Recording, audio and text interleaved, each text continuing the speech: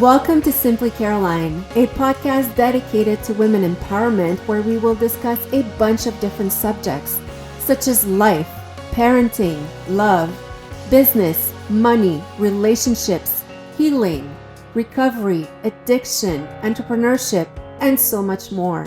A podcast I'll do my best to keep simple, fun, and relatable and bring you tools to help you better your life. So thank you for being here. And here's your host, myself, Caroline Blanchard.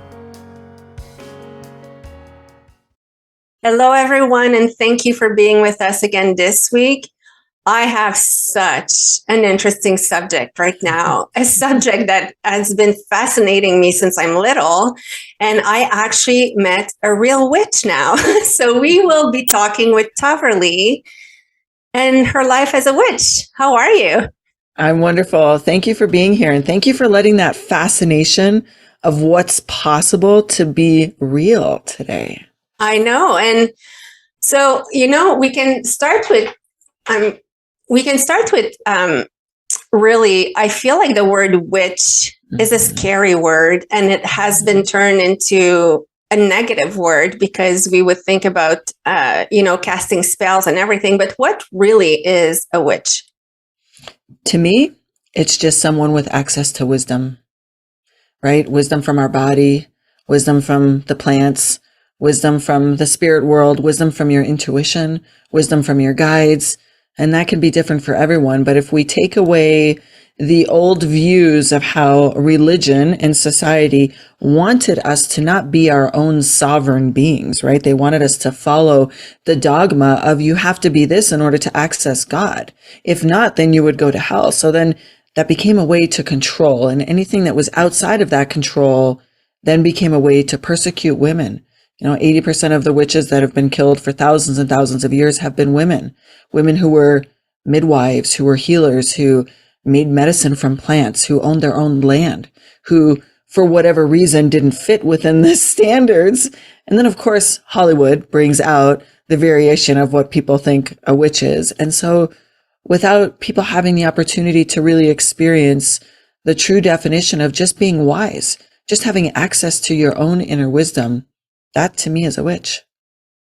I love your answer. And I love the fact that, it is very history charged, that term, and everything in a big part is because they didn't want to be controlled. They had their own thoughts and were actually stepping up for it.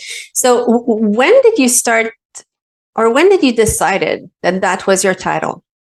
I'm curious, is it something that you had when you were a little girl, or you felt different for a while and at some point you stood up in your title and assumed it, or? I've known for a long time that I have access to my spiritual gifts, even without knowing the words or the terminology. And when I started walking the path of a high priestess, which is not Wiccan high priestess. People think that, you have to be Wiccan to be a witch, which is just, it's a form of religion. It's its own thing. I've known since I was young that how I experienced the world was different than other people, which oftentimes, not all the time, but sometimes made me different. Sometimes it made me fascinating. Sometimes it made me doubt where I fit within the world if I was experiencing things that other people just didn't seem to experience. And reclaiming the word witch has been a really powerful step for me. I opened Moon Temple Mystery School several years ago. And even then, I would say that I shied away a little bit from the word witch just because I felt like that supercharged feeling that people have might interrupt my ability to create impact for others on their spiritual awakening path. And then it happened one day a few years ago. It was just it was enough of me denying the truth of what I already know, which is that we all have this witch inside of us, which is me just saying we all have access to inner wisdom. And when we look at it from the perspective of altered states of consciousness to enrich our lives, it's the same. And the weird part here is that if you listen to science and a lot of studies and everything, it will say in proper English that we're not using, most of our most of the capacity of our brain. So it's actually said differently, but it's really that it's all this wisdom that we're not getting. It's all the power that we actually have in us that we're not accessing, right? Yeah. And I mean, even taking the brain part out of it, looking at our senses, right? I mean, you and I are communicating through a piece of technology whose waves that are connecting us are not visible to our eye. Like that's a fact. You and I know this to be a fact. Well, if that's the case, then what else can't our regular human eyes see? Well, that's the work. Even our ability to hear or our ability to feel. In fact, I would venture to say that every single person listening to the show has had some type of inner knowing pop up at a time that they needed it, whether it was a situation or an experience or a direction in their life. Something gave them the thought, I just know this to be true, or my gut told me. That is, accessing intuition is a part of what witches do, what all humans do. Doesn't mean that they always receive it or trust it, but it is there. And when we move beyond our human senses and we access the deeper layer of senses, it requires us to do some inner work, right? To look at what conditioning is stopping us from being able to access those other senses. And all of us have these amazing gifts available to us, whether it's through hearing, knowing, seeing, feeling. It is accessible. And it's my mission in the way that I show up and do this work is to help you and everyone else that is ready to turn those gifts on so they have a greater chance to seek peace and joy in whatever they desire. Building our version of heaven on earth is different for everyone. And it's possible when you can see beyond, the box that we've been put in. That's very well said. So you're a good witch. Let's establish that. Well, what would you classify as a bad witch? Well, I think that's all the fiction that we heard, but I do wonder if it's true. Like when someone doesn't like you, they can actually put a bad spell on you or send you bad energy. So bad stuff will happen. Well, let me answer that question because it's not there's no bad questions here, by the way. There's only good questions. Any question is on the table. Let me just put it to you this way. If you are angry at someone and you're not a witch and you don't do spells or rituals and you're really angry at someone and you speak the words aloud, something that would cause them harm because you're that angry, that's a spell. When you gossip about your neighbor to your friends that, oh, they're so terrible, they did this and this and this, you're sending them bad energy. So air magic is real. It is the words you speak. Like once you've spoken words out to the universe, it creates an alchemic reaction that you can't bring back. You can't take it back. Now you can make reparations, but you can't take it back. And so when we look at what is the definition of and there's lots of different ways. People ask me this all the time, like, you're a white witch, right? Or you're a good witch. And I'm like, wait a minute here.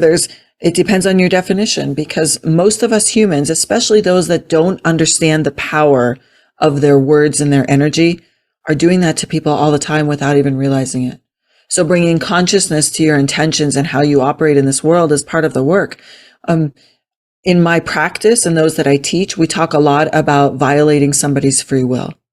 So if I'm creating or doing something that violates your free will, that's not a part of my practice. I don't consider that good or bad. That's just my value. There are lots of people that I know that work spell work to create circumstances in their life that make their life better.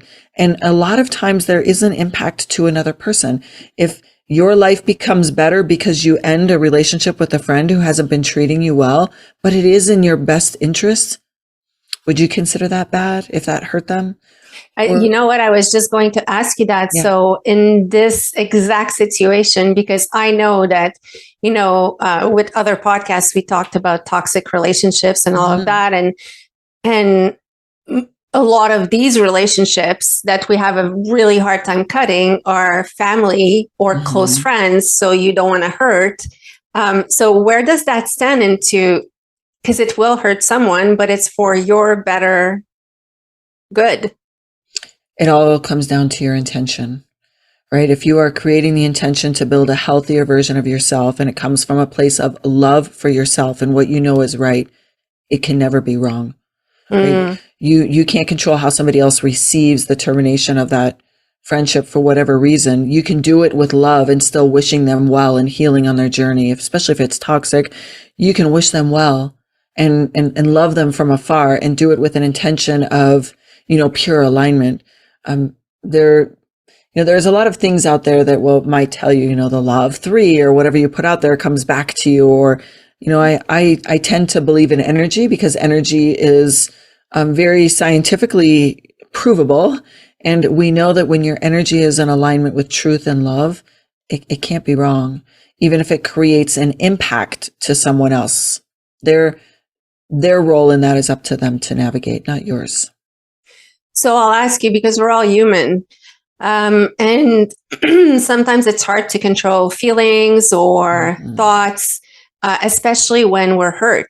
When someone hurts us, it's hard for the regular person like me, just become very much like, it's okay. I get what happened. It was not personal and blah, blah. So we have those bad thoughts or energies. How can we deal with that? Like a very simple tip from you. Number one, acknowledge the truth of how you feel in the moment. If you're angry, be angry. In mystery school, we teach you tools. Lots of any type of spiritual development or personal development will teach you tools. So number one, know what tool you have accessible to you to truly honor and navigate that emotion. Don't try to stuff it down. Don't try to hide it, because what happens is it gets stored in your body and comes out as dis-ease. Let it out. Movement, right? Meditation. It could be exercise. It could be taking your pillow, and burying your face in it and letting all the sound out. I mean, I teach lots of people to go into their car and pull somewhere far away and speak all of the words out loud that you want to say, and then end it with love. These are my expression of what I feel in the moment. And now I'm going to regulate my nervous system to be able to handle this with ease and grace. And you may need to do that every day, sometimes in life, because we are human. So not only are we going to experience a lot of pain, but we're the perpetrators of pain too. We're not just always on the receiving end. We are not perfect. We are here to mess it up and then learn. Yeah. So honor your emotions. Number one, honor them, give them an outlet, write it out, give something to put it in motion so you truly acknowledge it. And then number two, come to yourself first with grace and love for yourself. What could I have done better? What have I learned? If you have a strong spiritual connection, ask your guides, ask God, the goddess, what am I here to learn? And what part of this can I be really grateful for that I'm learning at this stage in my life so I don't have to go through it again? And then number three, do the human actions to create what you need to create. If it's a termination of a friendship, if it's to speak your truth, if it's to clear the air magic, if it's to clear the air, if it's to set boundaries, take the action. And then number four, check in every day until your nervous system feels like it's fully reset on what do I need today to navigate this emotion. Wow. Thank you for that. And you know what, I would add, and it's probably part of all this, but because I read a lot, and a lot is about don't hold negative emotions, don't speak negative, don't think negative, because then it's really not good for your brain. It's just like you're absorbing everything. So don't feed on negative either. And I feel like in our society now, it's so easy because you turn on TV, there's most of the shows are drama, and drama and negativity is entertainment for most people. So to stay away from these things are probably also part of your... Yeah, you're talking external sources, not internal. So I wouldn't say to ignore negativity inside of you. It needs to be addressed. If it's coming from inside of you, it needs to be addressed in some way. Externally, yes, of course. I mean, the number one way that I teach people to get more in touch with their own truth is to find space in every day to clear all external noise. In fact, if it was up to me, nobody would watch the news. Nobody would rely upon social media or mainstream news for your information. There's better sources to go to get truth. You have to find time every day to disconnect from the external noise. That's everything, right? That's the dings and the dongs. That's email. That's your computer. That's your social media. That's the neighbors who like to talk a lot. That's, the issues that, any dramatic situations in your friends or family. all, like just to come back to just being with yourself with no external input. Because how can we listen to our internal input if there's noise around us all the time? We can't. Very, very true. And you know what? I'm hearing you and I'm like, somewhere inside of me, I know that, but I don't do it, because we do let ourselves get dragged. So it takes discipline to also say, put yourself first. How did you get into that discipline of really always putting your well-being? Because I assume that, a big part of the wisdom that you have, and I see how peaceful you are. And when I see that, I'm like, oh my gosh, like it's on my dream board. It's just like, you get up in the morning and you're actually aligned and peaceful. It seems so simple when we say it, but it is quite a process that I assume becomes easier with time. But how did you get there? That's such a good question. I am aggressively committed to my own alignment. First and foremost, every day, no matter what. Some days are easier than others. Some days are definitely easier than others. I aggressively tune into myself, and I hold that as the most sacred of all sacred of any practices a human can do.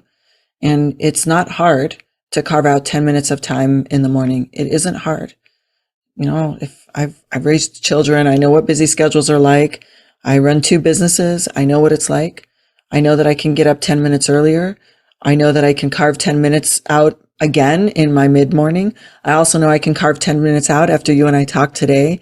I know that I can carve 10 minutes out this evening before I go to bed. So more than just the morning, but even starting with that, can you for just 10 minutes allow yourself to just breathe, just be present in that moment? It's not difficult. The discipline is, well, first the issue is a habit, right? Our mornings are often habits, like very habitual. So set an alarm, set a reminder, take the mirror in your bathroom and put a sign on it on what you're going to do before you brush your teeth or before you get dressed. What are you going to do? Where can you go into your space in your home and just sit for 10 minutes? And of course, there's way more you can do. And I do more than just 10 minutes because I actually journal every day. Sometimes it's one word. Sometimes it's based upon a meditation. Sometimes it's my schedule that's going to come through the day. But every day I start with, how do I want to feel today? Not what am I going to do? Because I'm going to do a lot of things, as are you, as are we all. I'm going to experience a lot of things in this day. Some of it's going to be in my control. Some of it, my control is how I'm going to react. But I ask myself every single day, how do I want to feel today? And the moment that I ask myself that question and I have an answer, then I'm in vibrational alignment. And then you see what you see. Because today I chose to be peaceful and flowy and to have the right words during our chat today. Wow. And I used that word for you and we didn't even talk before. Yeah. You do look very peaceful. So your morning routine journaling, taking time for yourself. And yes, so my question there is, what do you do when because I did try that. And I have to say, I don't know if it's because I have ADD or my mind is going too fast. But for me, sitting there 10 minutes before my day, quite often, like if I'm not journaling or doing something, I'm like starting to think about, okay, time is passing. And then for me, it increases the anxiety and the stress. What do you suggest in those times? Well, you don't have to journal. You don't have to be doing anything in that time. But I would say that there is something that you're distracting yourself from. Because most of the time, our mind is that busy because there's something that we haven't processed fully, or something that we haven't been able to fully surrender to, or something that we really desire to control that we can't control. 10 minutes is a very short period of time in the scope of our life. 10 minutes of wrapping yourself in a blanket and sitting in the corner next to your bed, or just leaning next to your bed and just breathing. If you find yourself unable to relax, then start with focusing from the top of your head all the way down in your body. Like, how does my head feel today?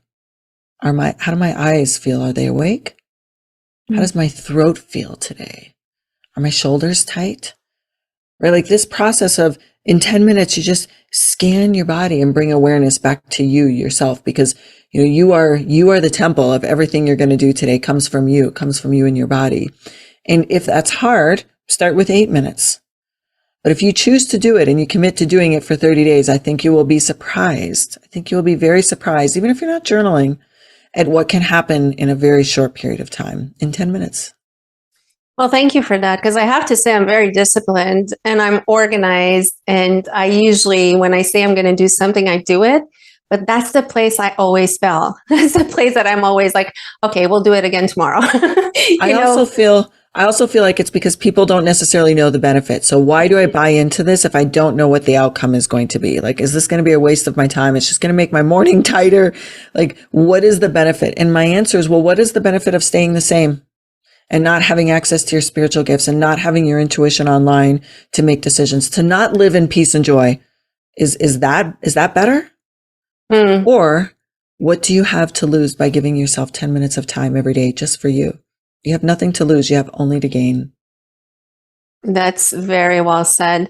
So, I think that we all saw here that you're an amazing teacher as well. You have a school. I'll let you talk about it. Thank you. It's called the Moon Temple Mystery School, and it's where we're bringing the ancient teachings forward to the modern world. And we're different because we are not requiring any lineage or any dogma or any requirements to step into your own spiritual awakening, your spiritual gifts, your own inner witch. Like the words don't necessarily matter as much to me, but if you know that there's more out there than what you're living right now, then we have a class or a program or a community that can help you tap into that. And so I created this temple where anyone is welcome. And it's different because a lot of the rituals that we do publicly, the way that I teach people to tap into their inner wisdom, the way that I teach people how to access the unconscious, meaning working from shifted consciousness states. Like, so you and I are talking about these little 10-minute snippets of time, but imagine when you learn how to lead yourself on a journey space or come on a journey space with me, where I can take you beyond the veil and you can say, meet an ancestor or your spirit guides or experience your spiritual gifts, and then come back and figure out how do I now blend this into my human world? Because any spiritual teaching that I give you or anyone gives you and you access, if you cannot bring it back into the tactical way of living, then what's the point? It's good to know. It's fun to experience. Magic and spells and rituals are super fun. Don't get me wrong. But if it can't apply to your day-to-day life, then it just becomes fluff. So our school is a little different. We teach you the tools and we teach you how to bring them into your day-to-day life. It's unique because I agree with you. It's like, if you don't know, it's all interesting, but if you can't apply it to your day-to-day, well, it was an experience. But Exactly. The goal of all of this is really to change something internally and feel better, and you have another super interesting event coming, a witch festival. It's like just the title. I was just like, where is it? I want to be there. Tell me all the details. Oh my gosh, it's going to be so amazing. It's called WitchFest, and it's taking place October 21st and 22nd in Denver. At an event park called Elitch's Theme and Water Park. And we basically build an entire mystical market within this park. And we have a large stage that is built where we'll have live music. And then each night, myself, along with high priests and high priestesses from across the United States, come in and we do live rituals to honor the dead, which all paths and traditions do in this time of the year, where the veil becomes thinner between the spirit and the human world. So we do a beautiful offering to our ancestors and people that we've lost in our life. And of course, the land spirits. And we give participants the chance to feel in their body the work that we do. Even if they don't understand what we're saying or doing, their bodies will feel it. And all of this is happening with also live music and, local vendors and crafters from all over the place. It is the most wonderful, magical experience you will ever have. So you should come.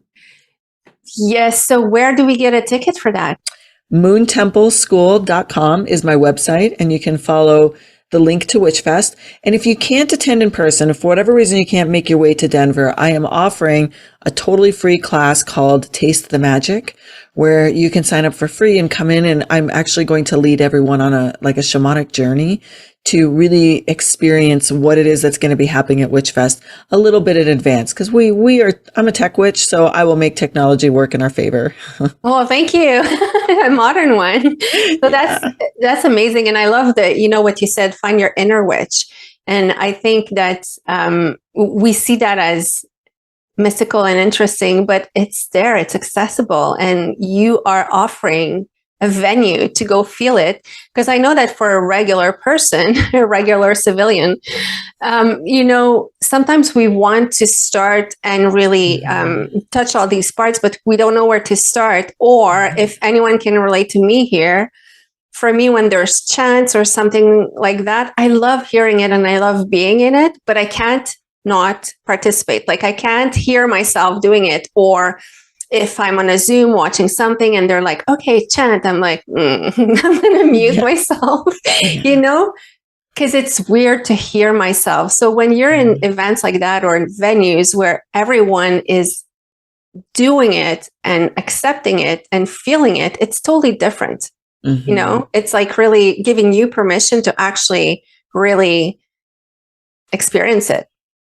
It's true. Yep, that's very true. So get your ticket to go to the WitchFest. I will do my best to go, but unfortunately, October 22nd is also the launch of my book. So I won't talk about it here, but I decided that, 22 was the lucky number this year because we're in 2022, and it just happened that it's October 22nd as well. But I will try to find a way to mix all this in, maybe with a spell that's going to be even better, Tahverlee, to finish, like, what would you leave the people with, like, on a practice that they should do every day? Or, of course, aside from taking a course and really having something more structured with you or having one-on-one coaching, what would you leave people with to be more aware, more in tune with themselves? Yes, to remember that you are way more than just this human body, that there are many things happening around your energy field and in the collective that we're all experiencing, and you have the ability to tap into your senses at a much deeper level, at the pace that you desire, and what feels good to you whenever you choose. It's like you can step out of the matrix whenever you decide, slowly and gently, and allow your own inner wisdom to come and play with you. The steps I would give you to think of from a high level is time and stillness. Learn to listen a little bit deeper. Find ways to develop practices to move your body so you're moving dense and stuck energy. And then remember that we have to also be open to receive information that comes in, which happens in a variety of ways. And then, of course, expressing gratitude for every single experience that we have. Those things alone will change your life, because it's not enough to just read a book or watch a YouTube video on embracing your own inner spiritual gifts. You have to try, and you can't really mess it up if you're not violating anyone's free will and you're just trying to be your best self. Ask for guidance from your spirit guides. Ask, speak, try, and allow it to unfold. I love that. Thank you. And an additional question just came, so I will ask it since I have you with me. Of course. I know that most people who are not doing it is because they have a fear of something. Sometimes we have the fear of what we'll discover, what we'll realize that is true, or just the fear of really everything going so well that I won't know, I'm not used to this. How to get rid of that fear? Because I think it's in the first steps as well, just to. I would say the most common fear is the fear of judgment. Along with what you've stated. Yes. This is a very big question, addressing fear. I will say that you're not going to go through the process of any type of awakening without addressing your fear. In fact, when you come to the edge of something that makes you afraid, I would say to pay attention, because there's something there for you to learn in a big way, whether it's your own power. Yes, we've actually been taught to fear that power is not a good thing. I mean, even saying that word, we go automatically to abused power, right? In governments and big corporations, we go there. But when we're talking about just ourselves and our heart center, like, where can power sit within your heart center, right? The power of love, the power of wisdom, the power of having access to your own spiritual gifts. That power is all just within you. So that edge of when you feel fear, pay attention, lean in a little closer. There's something there for you. Wow. Thank you so much for that. Where can people find you? It's simple. moontempleschool.com is my website. My first name, which I'm sure you'll put in the show notes, Instagram, Facebook, I'm on all the places. And because I have such a unique name, you literally only just have to search my name on any social media platform and you'll find me. TikTok is Athena in my blood. And yeah, I am in all the places and I am more than happy to answer any questions. And if anyone would like to just come and try a making magic class, just DM me on one of the platforms and I'm happy to just bring you in and let you get a taste for what we do. Oh, wow. Thank you. And, sorry, this interview cannot finish. I would keep you all day. It's okay. Where does your name come from? Oh, such a great story. I'm sure it has like a deep meaning. It actually does. My sister's name is Sunshine. And so Aww. My parents were hippies and I was literally a love child. I was born amongst many humans that were communal living and they put this combination of letters together and here I am.